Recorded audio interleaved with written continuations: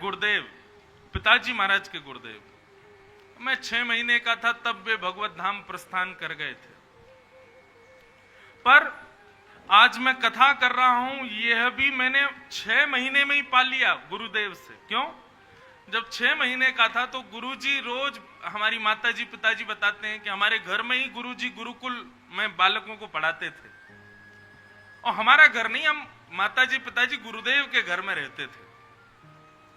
तो गुरुजी का ऐसा प्रेम था दास के प्रति, कुछ 6 महीने तक मुझको गोद में लिटा के, 6 महीने का बालक क्या करवट भी नहीं ले पाता, गोद में लिटा करके तब 500 बालकों को भागवत पढ़ाते थे और मैं गोद में लेटा रहता था। और हमारे पिताजी जब भी आते, बोले छोटा बालक है गुरुजी, मलमूत्र त्याग देता होगा गोदी में। बोले कि नहीं, ये भागवत का अधिकारी है, आपके बाद आपकी व्यासपीठ इसको प्राप्त होगी, इसलिए अभी से ही भागवत के श्लोक इसके कर्ण में जाने चाहिए। और देखना ठाकुर जी, मैं 10 वर्ष जीवित रह गया तो इस बालक को इतना बढ़िया विद्वान बनाऊंगा कि जिसके यहाँ कथा करे वो सब भक्त हो जाएं। लेकिन यहां पर थोड़ा दुर्भाग्य रहा कि मैं 6 महीने ही गुरुदेव की गोद में रह पाया। तो हमारे गुरुदेव का स्वरूप कैसा था, बहुत ध्यान से सुनना। जैसे संतों की गोष्ठी होती है, एक विषय को लेकर के सब संत अपना मत रखते हैं, ऐसे वृंदावन में कई सम्मेलन होते हैं धर्म के ऊपर, आध्यात्म के ऊपर, आदि आदि विषयों के ऊपर। तो एक धर्म गोष्ठी हुई और उस धर्म गोष्ठी के अध्यक्ष थे हमारे पूज्य पिताजी के गुरुजी। अध्यक्ष मतलब सबकी बातें एक तरफ, अध्यक्ष जिस बात को रखेगा वही आज की सभा का सार होगा, वो विशेष माना जाता था। तो सभा हो रही थी सुदामा कुटी वृंदावन में और हजारों संत वहां पधारे। मंच पर विशिष्ट 100-150 संत बैठे थे और उनके अध्यक्ष पिताजी के गुरुजी श्री रामानुज गुरुजी। लेकिन वो जब सभा में आए ना, तो बिना कलफ की धोती, उसमें सरवटें थी बहुत सारी, बगलबंदी भी। अगर पिताजी कभी कलफ लगवा देते, प्रेस करवाते, तो गुरुजी जबरदस्ती पानी में बोर के निचोड़ के सुखा के तब पहनते, ज्यादा बढ़िया वस्त्र नहीं। और एक स्वापी ऐसे कंधे पर डाले, तिलक लगा करके, और ये सामान्य से खड़ाऊं पहन करके आ गए।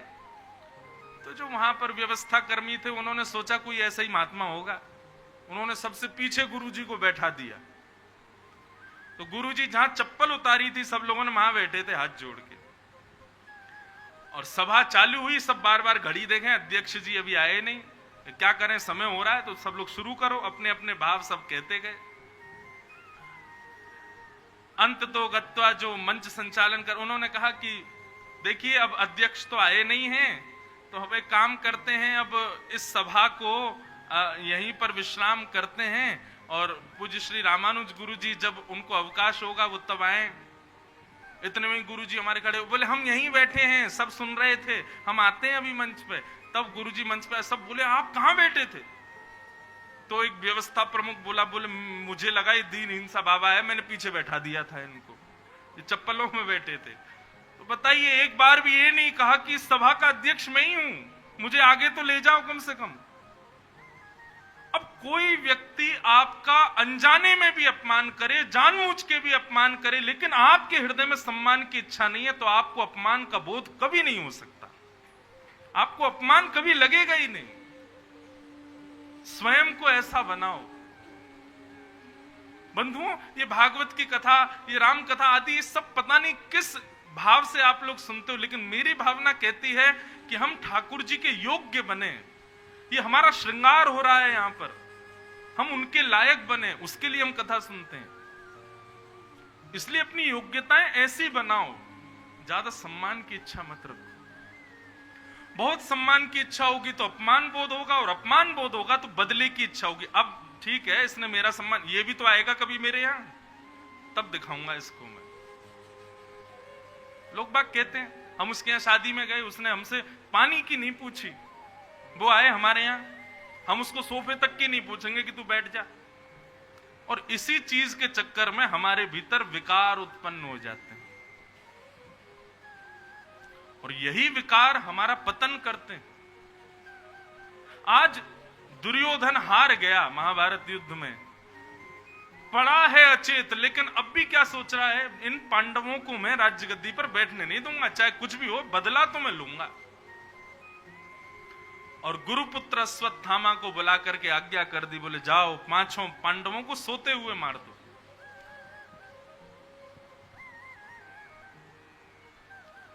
अश्वत्थामा अर्धरात्रि में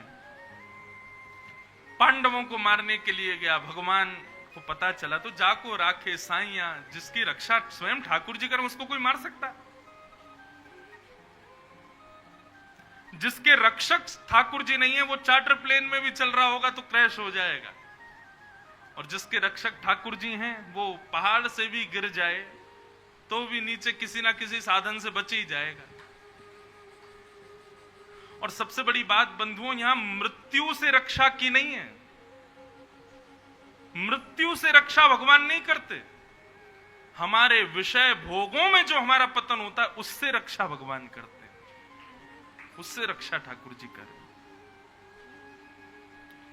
स्वामी विवेकानंद अमेरिका गए और ऐसी सभा में प्रवचन किया जहां पर केवल 5 मिनट बोलने की ही अनुमति थी। 5 मिनट होते ही घंटी बजा देते थे, बंद करो माइक, जाओ दूसरे को आने दो। लेकिन स्वामी विवेकानंद जब वहां पहुंचे 45 मिनट तक बोलते रहे, घंटी बजाना भूल गया व्यक्ति। और उसके बाद एक सुंदर युवती आई और आकर के स्वामी विवेकानंद से बोली, मैं आपसे ब्याह करना चाहती हूं। स्वामी विवेकानंद बोले क्यों? बोले आप जैसे बुद्धिमान पुत्र को मैं जन्म दूंगी, ये मेरा सौभाग्य होगा, इसलिए कृपा कर आप मुझे गृहिणी रूप में स्वीकार करो। स्वामी विवेकानंद ने 3 परिक्रमा लगा के मैया के चरणों में प्रणाम किया। बोले कि मैं अपने जैसा योग्य पुत्र दे पाऊंगा इसकी गारंटी नहीं, पर हां जब तक जीवित हूं मैं आपका पुत्र बन जाऊंगा, आप मुझे ही अपना पुत्र मान लो। ऐसी स्थिति में रक्षा करना, यह वास्तविक रक्षा है ठाकुर जी की। आप अपने पद से च्युत ना हो, आप अपनी स्थिति से गिरो ना, विषय भोग विलास आदि संसार के उपभोगों में कहीं आपका पतन ना हो जाए, वहां ठाकुर जी रक्षा करें, यह वास्तविक रक्षा है। मृत्यु से रक्षा वास्तविक रक्षा नहीं है। बद्रीनाथ गए महाराज, गाड़ी हमारी फिसलते फिसलते भले बचाए भगवान ने, यह रक्षा नहीं है ठाकुर जी की। ठाकुर जी की रक्षा तो तब जानो विषय तुम्हारे सामने और उपभोग की इच्छा तुम्हारे हृदय में ना हो, तब समझो ठाकुर जी रक्षा कर रहे हैं।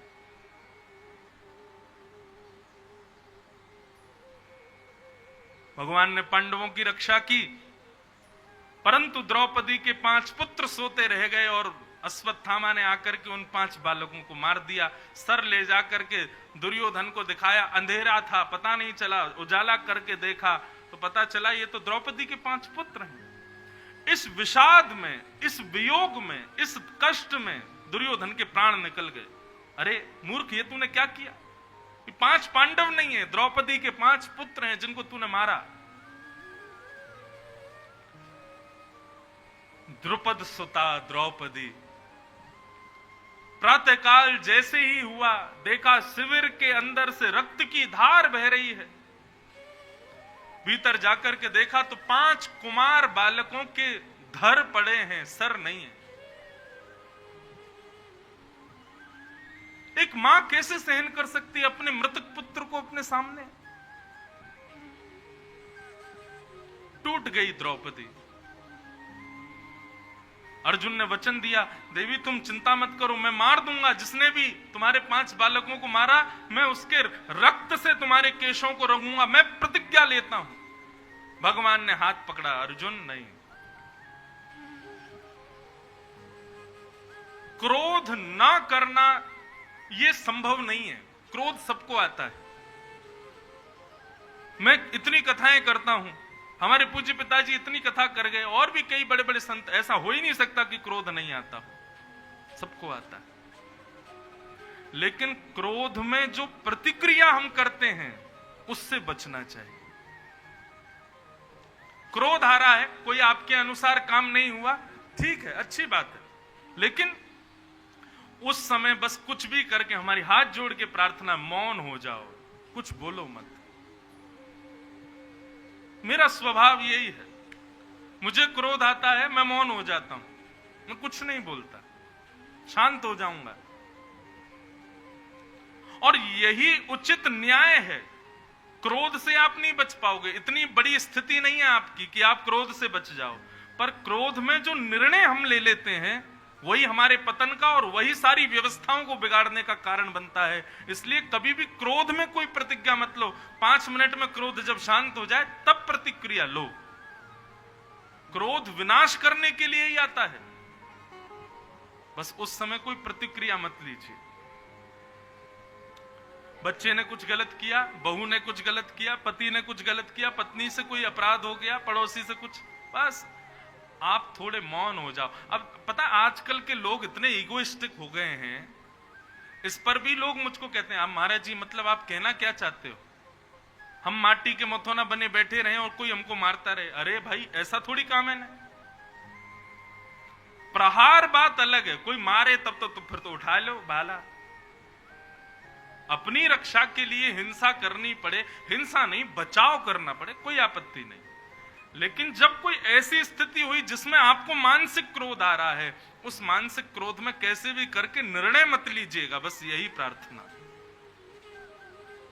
बदलाव यहीं से शुरू कीजिए। आज के बाद क्रोध आए, हम कोई प्रतिज्ञा या कोई निर्णय नहीं लेंगे। क्यों? क्योंकि क्रोध में कितना भी भयानक क्रोध आवे, कितना भी सूक्ष्म क्रोध आवे, उसमें ली गई प्रतिज्ञा, प्रण और जो भी आप प्रतिक्रिया देते हैं वो विनाशकारी ही होती है। वो कभी आपका भला नहीं कर सकती।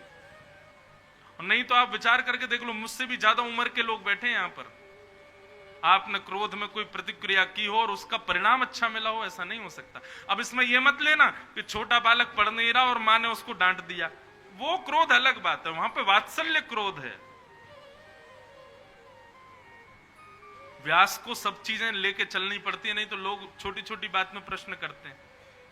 अच्छा तुम्हारा जी बच्चा भोजन नहीं करे, हम उस पर गुस्सा नहीं करें, वहां बात अलग है, वो क्रोध थोड़ी है। उसको सुधारने के लिए, उसको बनाने के लिए वो तो करना पड़ता है, कोई आपत्ति नहीं। इसी प्रकार ऑफिस में जो डायरेक्टर होता है उसको अपने एम्प्लॉइज पर थोड़ा क्रोध करना पड़ता है, वहां पर भी कोई आपत्ति नहीं। आप सब समझ रहे हैं कि मैं किस क्रोध की बात कर रहा हूं। अर्जुन प्रतिज्ञा लेता है कि मैं जीवित नहीं छोड़ूंगा। भगवान कहते हैं अर्जुन क्रोध में प्रतिज्ञा नहीं।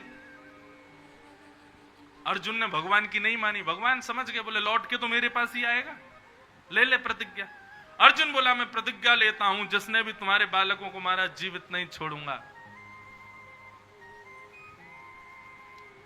3 लोग बचे थे विपक्ष के, कृतवर्मा, अश्वत्थामा और एक और थे। कृतवर्मा के पास गए तो सिद्ध हो गया इसने नहीं मारा, लेकिन जैसे ही अश्वत्थामा के पास गए बिना कुछ बोले ही अश्वत्थामा भागने लगा। भगवान बोले ये कायर व्यक्ति का लक्षण है, ये भय के कारण भाग रहा है। अर्जुन इसी ने अपराध किया है। अश्वत्थामा ने अपने बचाव के लिए ब्रह्मास्त्र छोड़ा, अर्जुन ने भी ब्रह्मास्त्र छोड़ करके शांत कर दिया और अश्वत्थामा को ज्यों त्यों पकड़ करके उसके हाथों को रथ के चक्के से बांध दिया, घसीटते हुए लेकर के आया और पेश कर दिया मृतक बालकों की मां द्रौपदी के सामने। यह है तुम्हारे बालकों का हत्यारा। द्रौपदी अब जल्दी आज्ञा करो, मेरी तलवार इंतजार कर रही है इसके सर को धड़ से अलग करने के लिए।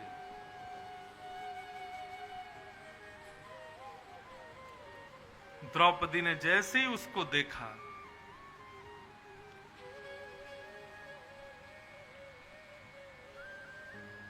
हाथ जोड़ करके अर्जुन से कहते अर्जुन ये किसको लाए हो?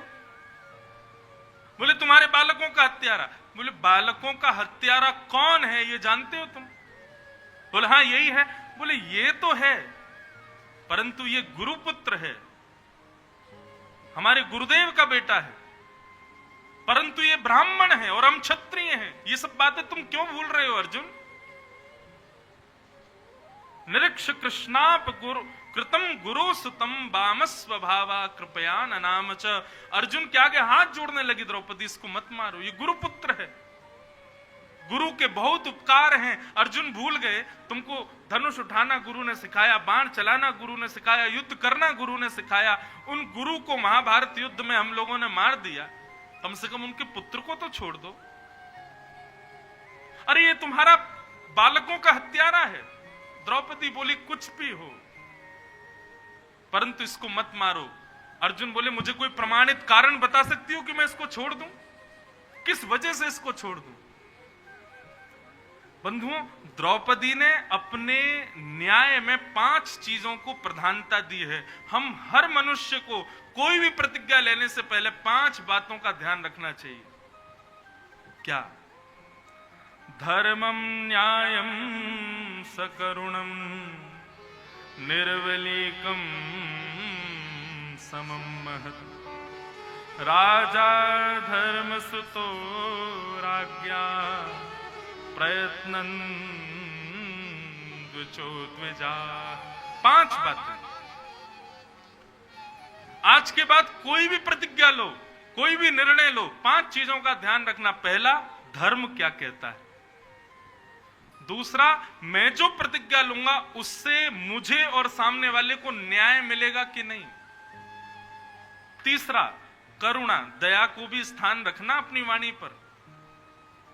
चौथा, निर्विलीकम समम, मतलब निष्कपटता, कपट मत करना। ठीक है, जो भी लेंगे इसका ही बुरा होगा, हमारा थोड़ा ही होगा, ऐसा नहीं, कपटता नहीं, दोनों का विचार करना। और सबसे विशेष बात 5वां, समता, समत्व रखना। धर्म, न्याय, करुणा, निष्कपटता और समता, इन 5 बातों का ध्यान व्यक्ति को किसी भी प्रतिज्ञा लेने से पहले करना चाहिए। आज द्रौपदी कहती है अर्जुन तुम हमारे इस गुरुपुत्र को मार दोगे, तो पहली बात इसको नहीं मारना चाहिए क्योंकि ये गुरुपुत्र है और गुरुपुत्र गुरु समान होता है। दूसरी बात, इसको इसलिए नहीं मारना चाहिए क्योंकि इनकी जो माता जी हैं वो अपने पति को पहले ही गवा चुकी हैं, अब अपने पुत्र को भी गवा देंगी, तो पुत्र गवाने का शोक क्या होता है ये मुझसे अच्छा कोई नहीं जानता। अर्जुन बोले तुम्हारे भी तो 5 पुत्र गए हैं, मेरे 5 पुत्र चले गए लेकिन मेरे 5 पति जीवित हैं। मुझे पतियों का सहारा है, एक तरफ से मुझे सहारा मिल रहा है। इसकी मां के बारे में सोचो, पति मर गया, अब बेटा भी मर जाएगा, वो किसके सहारे जिएगी। अर्जुन, हम जिस रास्ते से गए हैं उस रास्ते का स्वरूप कैसा है पीछे आने वाले को बता देना चाहिए। आप केदारनाथ गए, किसी ने आपसे पूछा भैया केदारनाथ गए थे कैसा रास्ता, अब आपको पता है कि बारिश में पैर फिसल रहे थे, एक जगह हम गिर रहे थे, श्वास फूल रही थी, भोजन नहीं मिल रहा था, लेकिन आपने क्या कहा, ये भी तो भोगे एक बार जाके, बहुत बढ़िया था भैया, इतना बढ़िया रास्ता। लोग ऐसे ही बोलते हैं, कुछ नहीं, इतनी बढ़िया भोजन की व्यवस्था, श्वास वास तो लोग ऐसे ही बोलते हैं, सब बहुत बढ़िया मस्त है एकदम, यूं चढ़ जाओगे यूं। मन में क्या सोच रहे हो, इसको भी तो पता चले, जाए एक बार, बता अच्छा रहे लेकिन अंदर से हमको पता है कि अच्छा नहीं था, ऐसा स्वभाव नहीं। हम जिस रास्ते से गए हैं पीछे आने वाले को सावधान करना चाहिए, भैया पहले ही समझ लो इतने गड्ढे हैं, ऐसा रास्ता है, ये है वो है, इतना ध्यान करके आ सको तो आ जाना। द्रौपदी कहती है कि पुत्र के मरने पर कितना कष्ट होता है ये मां जानती, मैं जानती हूं, और मैं जानकर के भी वही कष्ट इसकी मां को दूं, ये मैं नहीं चाहती। अर्जुन, ये बात सुनकर के सब स्तब्ध थे, लेकिन पीछे खड़े हुए द्वारिकाधीश ताली बजाने लगे, वाह मेरी बहन है। भगवान के नेत्र सजल हो गए। द्रौपदी की बात में धर्म, न्याय, दया, समता, निष्कपटता सब थी। भगवान इतने प्रसन्न हो गए, समीप आए और आकर के द्रौपदी को अपने हृदय से लगा लिया, वाह द्रौपदी वाह। और भगवान यहां कहते हैं भगवान ने अपना नाम द्रौपदी को दे दिया। इसलिए वेद व्यास जी कहते हैं निरीक्ष कृष्णापकृतम गुरु सुतम, गुरु पुत्र को कृष्णा ने देखा। कृष्णा कौन है? द्रौपदी। भगवान का नाम कृष्ण है, उसमें आ की मात्रा नहीं है पीछे, आ की मात्रा लगते ही वो द्रौपदी का नाम हो जाता है, कृष्णा। निरीक्ष कृष्णापकृतम गुरु सुतम। भगवान ने अपने हृदय से लगाया और कहा बहुत सुंदर बहन, तुम्हारी बात मुझे बहुत भाई। युधिष्ठिर से पूछा अर्जुन ने, तो युधिष्ठिर बोला मैं भी द्रौपदी के पक्ष में हूं, नकुल सहदेव भी द्रौपदी के पक्ष में। भीम बस बोले तुम छोड़ दो, मैं मार देता हूं। अंत तो गत्वा, जब कहीं से भी निर्णय नहीं मिला, तब अर्जुन ने भगवान की ओर देखा। आलोक्यम वदनम सख्य। भगवान बोले अब क्यों देख रहा है मुझे? जब मैं रोक रहा था कि प्रतिज्ञा मत ले, तब तूने मानी मेरी बात? बता दो ना भगवान, क्या करूं अब आप ही एकमात्र मेरा आश्रय बच्चे, बताइए ना। भगवान बोले देख अर्जुन, अब तू आया है मुझसे पूछ रहा है कि क्या करना चाहिए, तो फिर बहुत ध्यान से सुनना। सबसे पहले तो तुमको अपनी प्रतिज्ञा पूरी करनी चाहिए। तुम्हारी प्रतिज्ञा क्या थी? बालकों के हत्यारे का वध। पहले तो अपनी प्रतिज्ञा पूरी करो। क्यों? क्षत्रिय अपनी प्रतिज्ञा पूरी नहीं करता तो 2000 वर्ष के लिए उसको नरक जाना पड़ता है। अगर तुम तैयार हो नरक जाने के लिए तो इसको छोड़ दो, और नरक से बचना चाहते हो तो अपनी प्रतिज्ञा पूरी करो, मार दो। अर्जुन ने तुरंत अपनी तलवार निकाली, लेकिन भगवान कहते हैं दूसरी बात, जब तक द्रौपदी आज्ञा नहीं देती तब तक नहीं मार सकते। क्यों? बालक द्रौपदी के थे।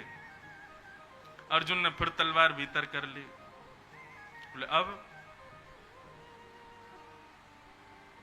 बड़े भैया हैं तुम्हारे युधिष्ठिर, उनकी बात तुमको माननी चाहिए, वो भी मना कर रहे हैं तो मत मारो। लेकिन भीम भी तुम्हारा बड़ा भाई है, वो कह रहा है मार दो, तो उसकी बात का भी सम्मान करना चाहिए। सब बातों को सुनते हुए अंत में भगवान बोले अब तू मेरे पास आया तो मेरी बात भी सुन ले। अर्जुन, ब्रह्म बंधुर न हंतव्य आतताई बधारण। ब्राह्मण कैसा भी क्यों ना हो उसको मारना नहीं चाहिए, लेकिन बालकों को मारने वाला कोई भी क्यों ना हो उसको छोड़ना नहीं चाहिए। अर्जुन ने तलवार उठा करके भगवान के चरणों में रख दी। बोले प्रभु मुझसे नहीं हो पाएगा। आपने कैसा निर्णय सुनाया मुझे? अपनी प्रतिज्ञा मान के मार दूं? द्रौपदी आज्ञा नहीं है इसलिए नहीं मारूं, ब्राह्मण है इसलिए नहीं मारूं, लेकिन बालकों का हत्यारा मार दूं? बड़े भैया युधिष्ठिर मना कर रहे हैं इसलिए नहीं मारूं, भीम कह रहे हैं मारना है तो मार दूं? ये क्या निर्णय हुआ? आप कह रहे हो मार भी दो छोड़ भी दो। भगवान मुस्कुराए, हंसने लगे। ठाकुर जी ये लीला हम सबके साथ करते हैं। हम सबको भी ऐसे ही ठाकुर जी नाटक कराते हैं बीच में। ये अर्जुन, आप कभी अर्जुन को देखेंगे तो आपको लगेगा मैं ही हूं क्या? मेरे साथ भी तो ऐसे ही करते हैं ठाकुर जी। ठाकुर जी का खेल खिलौने हैं, हम खेलते रहते हैं हमसे। अर्जुन ने चरण पकड़ लिए, नाथ मुझे बताओ मैं क्या करूं। भगवान बोले विचार कर अर्जुन, चिंतन कर। मैंने क्या कहा? ब्राह्मण का हत्यारा, बालकों का हत्यारा कोई भी क्यों ना हो उसको छोड़ो मत, ब्राह्मण कोई भी क्यों ना हो उसको मारो मत। अर्जुन बोला मतलब मारना भी है और छोड़ना भी है, तो ऐसा कुछ करना है कि मरे भी ना लेकिन मृत्यु से कम दर्द हो भी ना। अर्जुन समझ गया मुझे क्या करना है। मृत्यु से भी भयावह पीड़ा यदि कहीं होती है तो वो होती है भरी समाज में अपमान।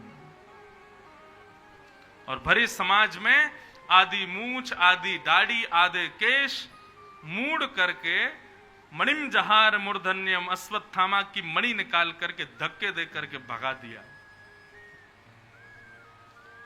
भरे समाज में अपमान। मरा भी नहीं अश्वत्थामा, और मन में क्या सोच रहा है, इससे अच्छा तो मैं मर ही जाऊं। 4 लोग भी मुझसे बात करना नहीं चाहते, गली मोहल्ले से भी अश्वत्थामा निकल जाए तो पीछे कंकड़ लेके लोग भागते हैं। ऐसी स्थिति में अश्वत्थामा सोच रहा है इससे बढ़िया तो मैं मर जाऊं। ऐसी स्थिति में अश्वत्थामा आ गया। बदला लेने के लिए अश्वत्थामा ने मन में विचार किया कि इन पांडवों को जड़ से खत्म कर दूंगा मैं। सब बालकों को मार दिया, अब इनके वंश में कोई बचा नहीं है, लेकिन एक बालक अभी बचा है जिसका अभी जन्म ही नहीं हुआ, उत्तरा के गर्भ का बालक। अभिमन्यु जब मारा गया था तब सब कह रहे थे हाय राम बेचारा मर गया, अपने बालक का मुख भी नहीं देख पाया। उसी बालक को मारना चाहिए। और गर्भस्थ अभी गर्भ में है बालक, उस उत्तरा को मारने के लिए ब्रह्मास्त्र आकाश में छोड़ दिया। यहां पर भगवान द्वारिका के लिए रवाना हो रहे थे। सब पांडवों को कहा भैया अब तुम्हारा सब बिल्कुल सॉर्ट आउट हो गया, अब तुम बैठो, हस्तिनापुर का राज सिंहासन संभालो। सब लोगों को प्रणाम किया, बोले मैं भी जा रहा हूं अब द्वारिका। और जैसे ही भगवान द्वारिकाधीश अपने रथ पर चढ़े, इतने में ही दोनों भुजाएं उठा करके पाहि पाहि महायोगिल देव देव जगतपते नान्यम तद्भयम पश्ये यत्र मृत्यु परस्परम। चरणों में आ गई उत्तरा, नाथ मैं मर जाऊं कोई बात नहीं, मेरे गर्भ के बालक को बचाइए। अश्वत्थामा ने ब्रह्मास्त्र छोड़ दिया है। भगवान एक रूप से तो बाहर खड़े रहे, तुरंत भगवान ने सूक्ष्म रूप धारण किया और भगवान की गदा का नाम है चक्रा। क्या नाम है भगवान की गदा का? चक्रा। उस चक्रा गदा को भगवान ने दोनों भुजाओं से पकड़ करके गर्भ में जाकर के इतनी द्रुत गति से घुमाया कि आकाश से आ रहा ब्रह्मास्त्र आकाश में ही नष्ट हो गया और उत्तरा के गर्भ के बालक की रक्षा हो गई। बोलो भक्तवत्सल भगवान की।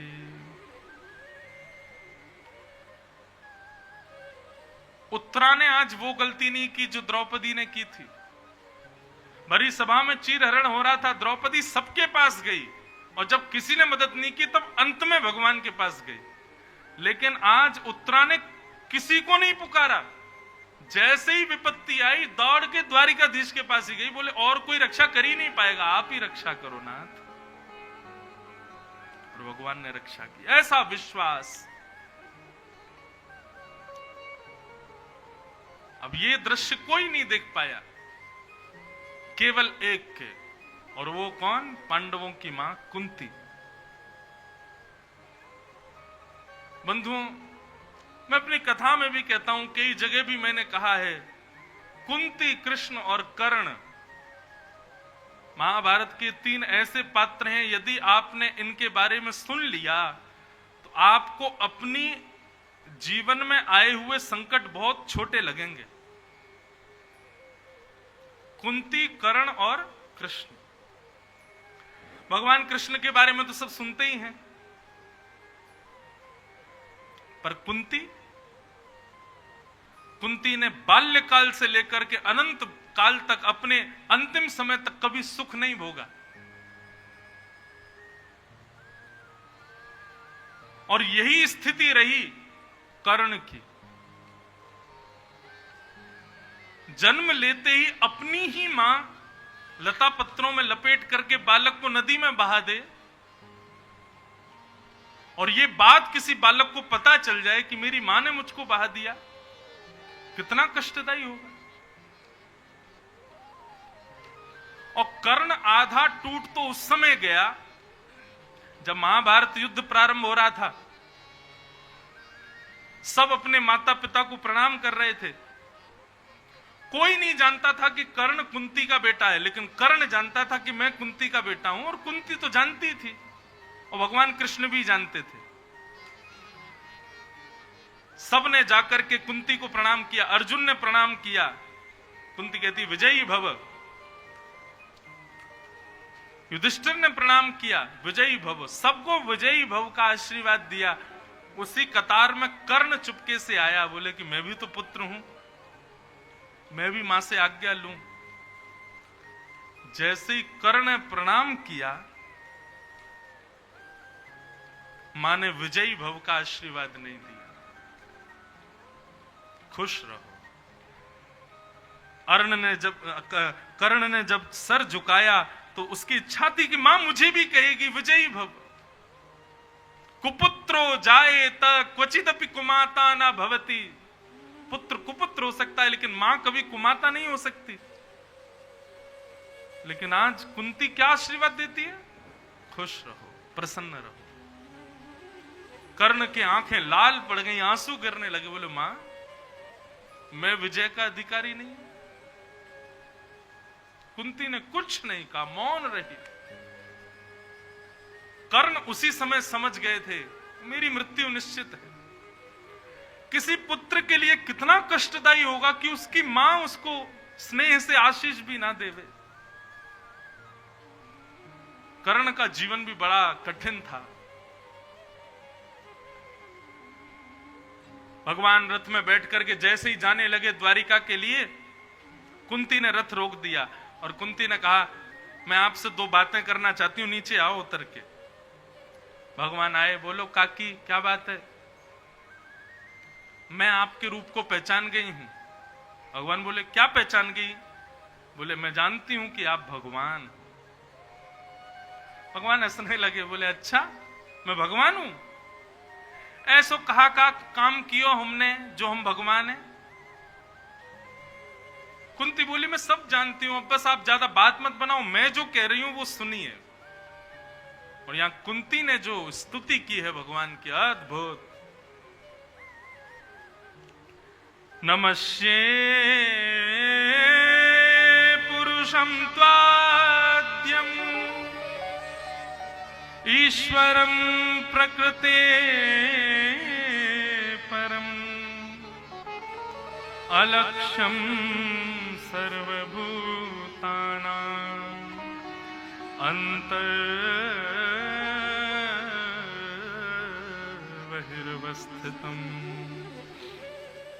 हे नाथ मैं जानती हूं कि आप भगवान हो। भगवान बोले प्रमाण दो कि हम भगवान हैं।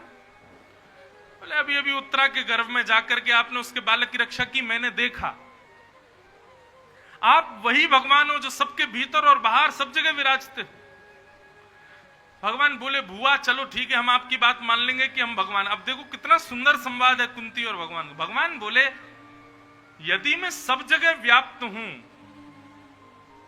तो फिर मैं दिखाई क्यों नहीं देता? बताओ।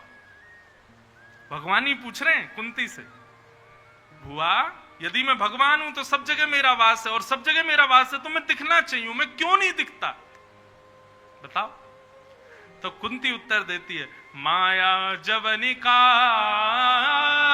छन्न आज्ञा दोक्षजम व्ययम् न लक्ष्य से मूढ़ दृशा नटो नाट्य धरो यथा। नाथ जिस प्रकार कठपुतली को नचाने वाला नहीं दिखता, बस कठपुतली दिखती है।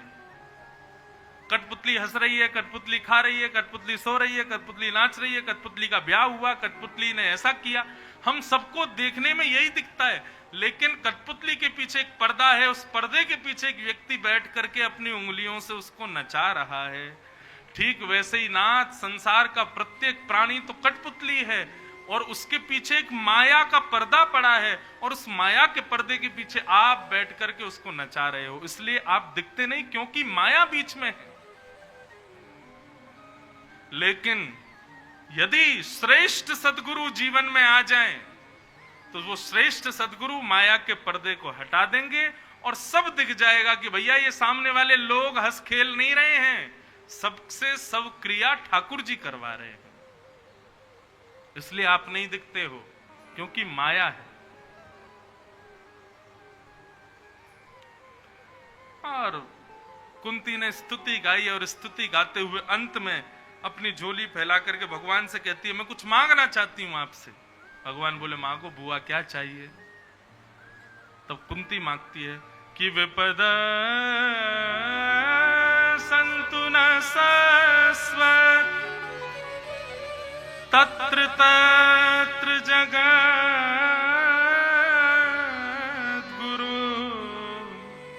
भवतो दर्शनम यत्स्या अपुनर्भव दर्शनम। नाथ, इस संसार में जितनी भी विपत्तियां हैं वो सब मेरे जीवन में आ जाएं, ऐसी कृपा कर दो। भगवान बोले, बुआ, यदि मुझसे कुछ कोई पूछे ना कि आपकी दृष्टि में भगवान दुख क्या है, तो मैं केवल कुंती का नाम बोल दूंगा। कुंती साक्षात दुख है। कुंती, तूने अपने जीवन में इतना दुख सहा, उसके बाद भी दुख मांग रही है, क्यों? कुंती कहती है, नाथ, क्योंकि मैंने अनुभव किया कि आपकी स्मृति, आपकी याद ज्यादा दुख में ही आती है, कष्ट में ही आती है, इसलिए मैं दुख मांग रही हूं प्रभु। मुझे सुख नहीं चाहिए, कृपा करके मुझे दुख दे दीजिए, क्योंकि दुख में आपकी स्मृति ज्यादा होती है। सुख आते ही आप हमें छोड़ के चले जाते हो नाथ, इसलिए कृपा करके मुझे दुख दे दो। कुंती ने बहुत अच्छा तर्क दिया। कुंती कहती है, नाथ, भगवान बोले, कुंती, तेरे जीवन में अब सुख आ गया, देख तेरे बालक हस्तिनापुर की गद्दी पर बैठ गए, अब तो तू दुख मत मांग। कुंती कहती है, कल तक मेरे बालकों को हस्तिनापुर की राज्य नहीं मिला था तो आप हमारे साथ थे, लेकिन आज मेरे बालक हस्तिनापुर की गद्दी पर बैठे तो आज मुझे छोड़ करके जा रहे हो। इसका मतलब कष्ट में ही आप रहते हो नाथ, दुख में ही साथ रहते हो, सुख में तो आप छोड़ देते हो, इसलिए नाथ मुझे दुख ही चाहिए। ये बात सुनते ही भगवान ने अपने हृदय से कुंती को लगा लिया और कहा, कुंती, मैं वचन देके जाता हूं, जिस दिन अपनी लीला पूर्ण करके जाऊंगा ना, सबको छोड़ के जाऊंगा, तुझे संगी लेके जाऊंगा अपने। मैं इतना प्रेम करता हूं तुमसे, तुम्हारे भावों से। न जानू कोई पूजन, अज्ञानी हूं मैं भगवन, अवगुण भरा हृदय, इसके से मैं दिखाऊं, हे प्रभु मुझे बता। कुंती ने भगवान की स्तुति गाई और स्तुति गाते हुए ठाकुर जी के चरणों में प्रणाम करके अपने आत्म भाव को समर्पित किया। आगे भगवान फिर जैसे ही प्रस्थान करने लगे तो युधिष्ठिर रोने लगे, तो भगवान उनको लेकर के भीष्म पितामह के पास गए और पितामह भीष्म ने फिर वहां भगवान की फिर स्तुति हुई। पितामह भीष्म की स्तुति तो अत्याद्भुत है, पर हम बहुत विस्तार से कथाओं में सुना चुके हैं पहले, अब आगे के क्रम में चलेंगे। पितामह भीष्म की स्तुति से क्या सीखना है, केवल इतना सुन लीजिए। इतना तो कहना स्वामी, जब प्राण तन से निकले, गोविंद नाम लेकर, जब प्राण तन से निकले। हे नाथ, जब हमारे प्राण निकल रहे होंगे, सब रो रहे होंगे, घर के लोग, सबकी स्थिति बेहाल हो चुकी होगी, लेकिन उस समय नाथ आप वहां भी आइएगा। आपका मुख मेरे नाम से उत्पन्न हो, आप मेरे सामने खड़े हो। और कैसे आना आप? पीतांबरी कसी हो, मुखड़े पे कुछ हंसी हो। आप हंसना, आप प्रसन्न होना, छवि मन में ये बसी हो, जब प्राण तन से निकले।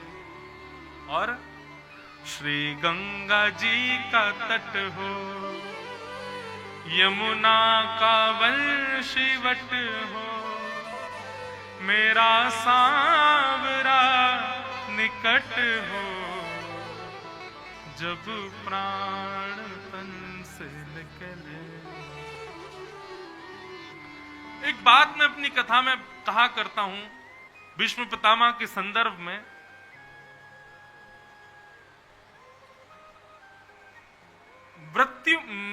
व्यक्ति ने सब निश्चित कर रखा है। घर कैसा बनाना है निश्चित है, पत्नी कैसी चाहिए निश्चित है, पति कैसा चाहिए निश्चित है, बच्चे कैसे चाहिए निश्चित है, बच्चों के नाम क्या होंगे ये भी निश्चित है, बच्चे कौन से स्कूल में पढ़ेंगे निश्चित है, कौन से कॉलेज में जाएंगे निश्चित है, बच्चों का ब्याह कैसी कन्या से कराना निश्चित है। सब पूर्व डिसाइडेड है हमारा, लेकिन हमारी मृत्यु कैसी हो यह निश्चित नहीं। हमने आज तक सोचा ही नहीं, डरते हैं हम लोग। कभी सही सही बताना, कभी सोचा कि मृत्यु कैसी होनी चाहिए? नहीं सोचते। हम जिन जिन चीजों के लिए डिसाइड करते हैं कि ऐसा होना चाहिए, वो सारी चीजें वो हैं जो सत्य नहीं है। मतलब हमारी लाइफ में होंगी नहीं होंगी नहीं पता, हम करेंगे, लेकिन मृत्यु तो ऐसा सत्य है, होगा ही। आप करोड़पति बन पाओगे कोई जरूरी नहीं है, बच्चे अच्छे निकलेंगे जरूरी नहीं है, पत्नी अच्छी मिलेगी जरूरी नहीं, पति अच्छा मिलेगा जरूरी नहीं है, लेकिन जीवन अच्छा होगा जरूरी नहीं, मृत्यु होगी ये तो निश्चित है। उस निश्चित मृत्यु को कभी हमने विचार नहीं किया कि वो कैसी होनी चाहिए। हमारी मां ने कुछ कुछ बातें जो मैं कथा में कहता हूं ना कि निश्चित करो, डिसाइड करो, करो, गंगा तट पर जाके संकल्प, ये करना है आपको। आज गंगा जी के तट पर बैठ करके विचार करो हमारी मृत्यु कैसी है। दुनिया की मृत्यु देखी, दुनिया के लोग छाती पीट पीट के रो रहे हैं, महाराज बेहाल हो जाते हैं। हे नाथ, ऐसी मृत्यु नहीं चाहिए हमको। मृत्यु हो ठीक है, प्रेमाश्रु सबके नेत्रों से निकलेंगे, लेकिन हमारी मृत्यु हो कैसी? श्रीधाम वृंदावन जामे, परिक्रमा लगावे, राधे कृष्ण कृष्ण कृष्ण राधे राधे कीर्तन करें, राधा रमन जी का दर्शन, बिहारी जी का दर्शन, राधा वल्लभ जी का दर्शन, वैष्णवों की कथा सुने, बिहारी जी का मंगल प्रसाद पामे। हाँ, भूखे पेट नहीं जाना हमको, प्रसाद पामे, बढ़िया पेट भरा हो, यमुना जी के तट पर बैठे हो, मधुर संकीर्तन चल रहा हो, यमुना जी के कलकल धारा बह रही हो, और उसी क्षण नाथ एक किरण सी दिखाई दे, उस किरण में हमारे राधा माधव दोनों किलोल करते हुए एक क्षण के लिए दर्शन दें और मेरे प्राण निकल जाएं। बस ऐसी मृत्यु मुझे चाहिए। कभी निश्चित की? ये तो मैंने बता दिया, लेकिन आप कुछ अलग ही सोचना। और एक बात बताएं, आप संसार में किसी भी वस्तु को पहले डिसाइड करोगे, शायद वो वैसी ना मिले, लेकिन हम दावे से व्यासपीठ से कह रहे हैं, जैसी मृत्यु सोचोगे वैसी ही मिलेगी, वैसी ही प्राप्त होगी। हमारे पूज्य नाना जी पंडित श्री कृष्णलाल शास्त्री, जिनकी कृपा से मुझे व्यासपीठ प्राप्त है, मैंने कल 3 नाम बता, पिताजी, नाना जी और हमारे गुरुदेव कलाए थे। तो हमारे पूज्य नाना जी अपने प्राण त्यागने से एक दिन पूर्व अपने परिवार वालों को बोल रहे थे, बोले भैया देखो अब हम वृद्ध हो गए, हमारे कभी भी प्राण निकल सकते हैं, तो पहले ही सुन लो हमको कैसे प्राण त्यागने हैं। बोले ब्रजमंडल में जितने भी हमारे मुख्य स्थान हैं, बरसाना, नंदगांव, गोवर्धन, वृंदावन, गोकुल, सबकी रज लियाना और उस रज को लाकर के मेरे पूरे अंग पे लगा देना, यमुना जी का जल मेरे मुख में प्रस्तुत कर देना, और मेरे शालिग्राम भगवान जिनकी मैंने पूरे जीवन भर सेवा की, उनका अभिषेक, हाथ में शालिग्राम रख के उनका अभिषेक मेरे मुख के ऊपर करना, सारा जल मेरे मुख में जावे, गोपी गीत का पाठ सुनाना मेरे शव को, और सब लोग मधुर संकीर्तन करना। उसके बाद कीर्तन करते हुए मेरे देह को ले जाना, और अग्नि प्रज्वलित करने के बाद जो राख है ना, जिसको गंगा में विसर्जित करते हैं, यमुना जी में विसर्जित करते हैं, वो बोले गंगा में करना, यमुना में करना, जहां जहां तुम्हारा, लेकिन कुछ अंश ले जा करके गिरिराज जी की तलेटी में बिखेर देना, मैं सदा गिरिराज जी में रहूं, ऐसी मेरी इच्छा। रात में ये चर्चा की और सुबह प्राण त्याग दिए, और जैसा नाना जी ने बोला सब वैसा ही, सारे ब्रज के मुख्य स्थानों की रज आई, उस रज से उनका अभिषेक हुआ। मैंने गोपी गीत का पाठ सुनाया और सब करने के बाद उनके जो राग थी उसके कुछ अंश को गिरिराज जी में ले जाकर के प्रस्तुत किया। हमारी ऐसी भावना धारणा हमारे नाना जी आज भी श्री गोवर्धन नाथ के चरणों में विराजते हैं, वहीं आनंद किलोल करते हैं। मृत्यु को हमने शोक का विषय मान लिया, ठीक है शोक तो वो है ही, लेकिन जिसकी मृत्यु हुई है उसको क्या, वो तो शोक करने लायक भी नहीं बचा, उसकी तो मृत्यु हो गई। कम से कम वो तो अपनी मृत्यु के बाद का समय निश्चित कर ले कैसा चाहिए।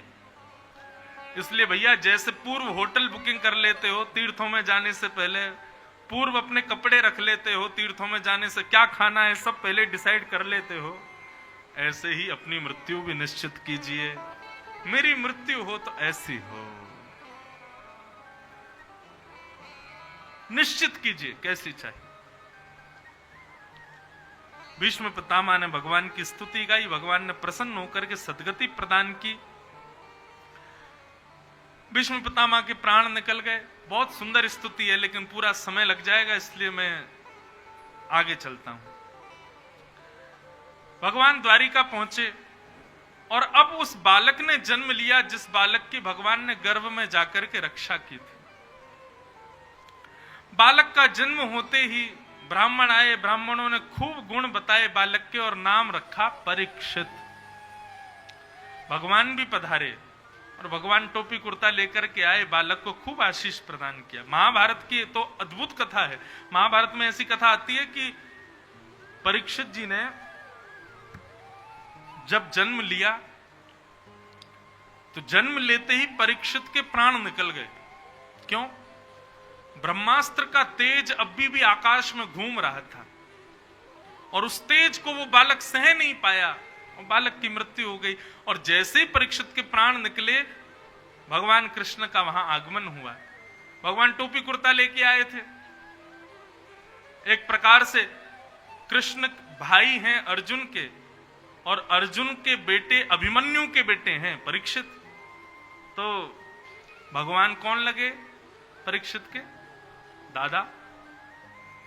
तो एक प्रकार से अपने नाती को आशीर्वाद देने आए थे। लेकिन जैसे ही देखा कि उत्तरा की गोद में मृतक बालक है, उत्तरा रोने लगी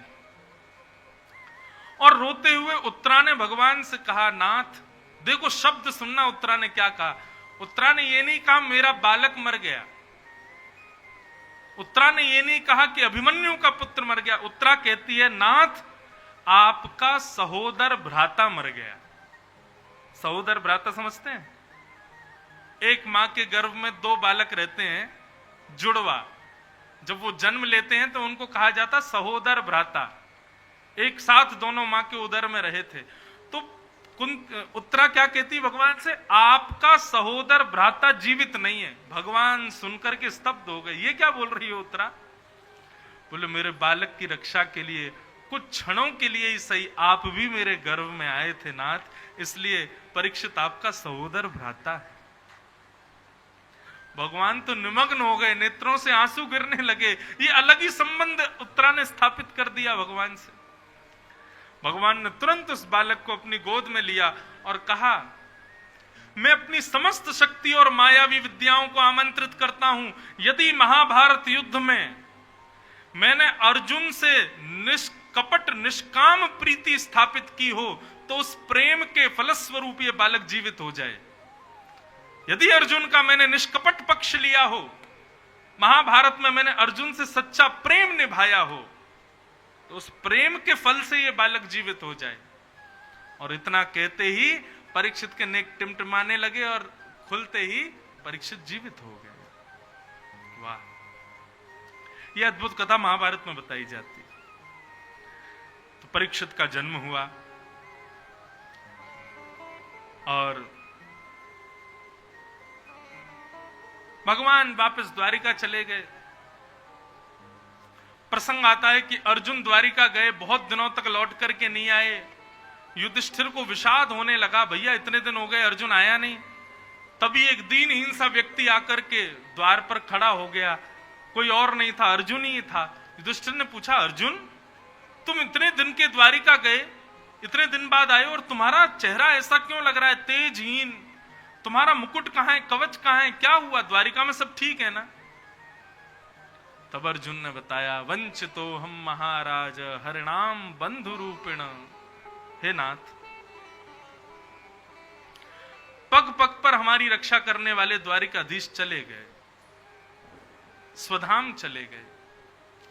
ये खबर पाते ही युधिष्ठिर मौन हो गए। कुंती ने तो अपने प्राण ही त्याग दिए, एक क्षण भी जीवित नहीं रही कुंती। भगवान के जाने की बात सुनते ही प्राण त्याग दिए। युधिष्ठिर आदि पांडवों ने नन्हे से परीक्षित को राज्य गद्दी पर बैठा दिया और पांचों पांडव इसी मार्ग से स्वर्गारोहण को प्रस्थान कर गए। परीक्षित को राजा बनाया। ब्राह्मणों के नेतृत्व में परीक्षित धीरे धीरे बड़े हुए। एक दिन परीक्षित अपने नगर में भ्रमण कर रहे थे, तभी परीक्षित ने एक आश्चर्य देखा। क्या? एक वृषभ, एक बैल अपने एक पैर से खड़ा है, उसके 3 पैर एक व्यक्ति ने काट दिए और चौथा पैर भी काट रहा है। परीक्षित ने तलवार निकाल करके मारने का प्रयास किया उस व्यक्ति को, तो उसने हाथ जोड़ दिया, महाराज मुझे मत मारो। क्यों? मैं कलयुग हूं और मैं जिसके पैर काट रहा हूं ये धर्म है। धर्म के 4 पैर होते हैं बंधुओं, ध्यान से सुनना। सत्य, दान, दया और पवित्रता। ये 4 चरण होते हैं धर्म के। सत्य, दान, दया और पवित्रता। कलयुग में केवल एक ही पैर बचा है, सत्य। मतलब दान, दया और पवित्रता, ये 3 पैर नहीं है कलयुग के, धर्म के कलयुग में। इसका मतलब यह है कि हम लोगों के अंदर दया है नहीं, केवल आडंबर है। हम लोग दान इसलिए नहीं करते कि सामने वाले का भला हो, इसलिए करते हैं 4 लोग प्रशंसा करें, अरे इन्होंने इतना दान किया। और पवित्रता तो पूछिए ही मत। एक बात कहें, बुरा मत मानिएगा, हम लोग पवित्रता का तो ध्यान रखते हैं लेकिन शुद्धता का ध्यान नहीं रखते। आप कहोगे दोनों में अंतर क्या है? गंगा जी में स्नान करेंगे किस लिए? पवित्रता के भाव से। लेकिन मैं देखता हूं ना अपने कमरे में से लोग साबुन तेल लगा करके कूद जाते हैं गंगा जी में, शुद्धता का ध्यान नहीं रखते।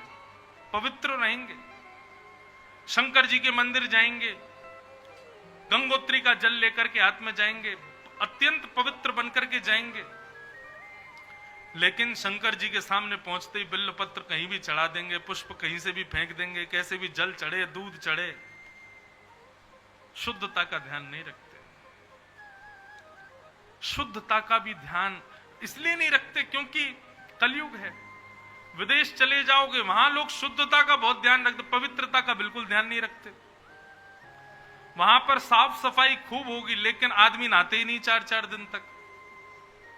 विदेशों में 4-4 दिन तक नहीं नहाते लोग। और भोजन की तो पूछो, हमारे यहां तो भारत में ऐसा है कि हम लोग रोज भोजन बनाते हैं फिर पाते हैं। विदेश में तो एक ही दिन भोजन बन जाता, फिर फ्रिज में रखा रहता, उसी को ही गर्म कर करके खाते रहते हैं। शुद्धता तो है पर पवित्रता नहीं। क्यों? कलयुग में है ही नहीं। कलयुग में धर्म केवल एक चरण पर खड़ा है और वो एक चरण कौन सा है? सत्य। थोड़ा बहुत सत्य बचा है हमारे अंदर, और सत्य भी किस रूप में बचा है? बोलने के रूप में नहीं बचा, बोलते तो हम झूठे ही हैं। सुनने के रूप में। जब दूसरा कोई बोलता है तो हमारी इच्छा होती है वो सत्य बोले, वो सच बोले, वो झूठ ना बोले।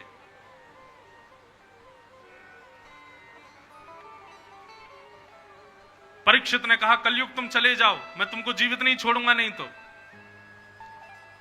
कलयुग बोला, महाराज युग व्यतिक्रम है, सतयुग के बाद त्रेता, त्रेता के बाद द्वापर, द्वापर के बाद कलयुग को आना पड़ता है मुझे। मैं कहीं नहीं जा सकता।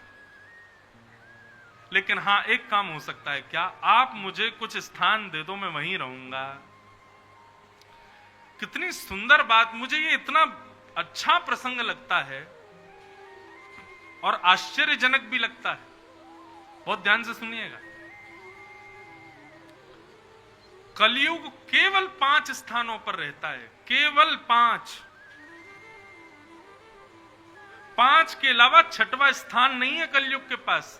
लेकिन फिर भी हम लोग कलयुग के प्रभाव से प्रभावग्रस्त हो रहे हैं। इसका मतलब इन 5 द्वारों में, इन 5 स्थानों में हमने कहीं ना कहीं से प्रवेश किया है।